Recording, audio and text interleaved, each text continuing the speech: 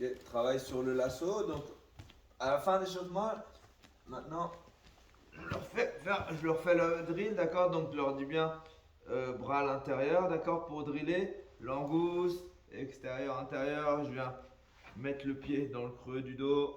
Boum, on revient en face. Je le sors, hop, boum, de l'autre côté.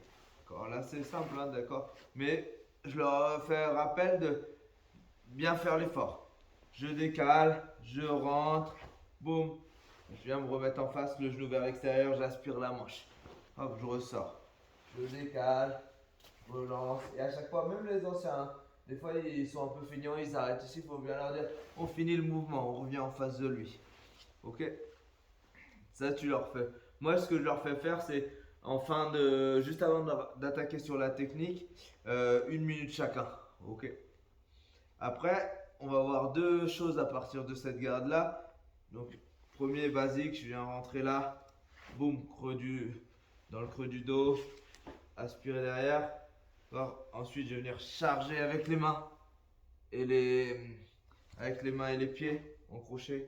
Boum.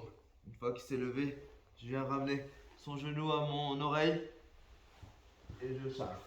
Alors là, pour les marrons noirs ou certaines fédérations, je peux avoir gardé la manche et venir pousser le bassin vers l'avant. D'accord? Je ne monte pas trop. Il faut que je sois proche de lui.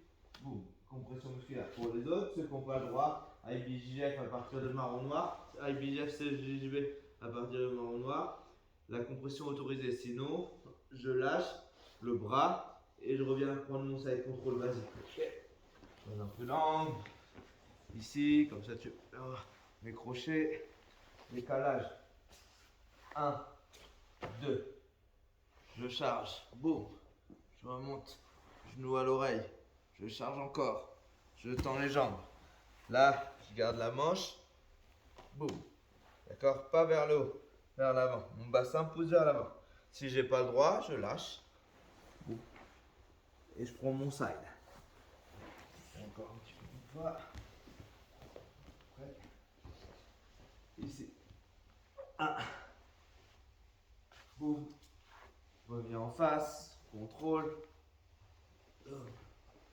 Tes genoux. Hop. Pour les plus gradés, j'aspire, je reviens vers l'avant.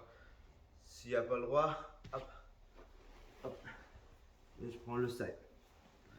Ok. On va voir tout de suite le deuxième renversement.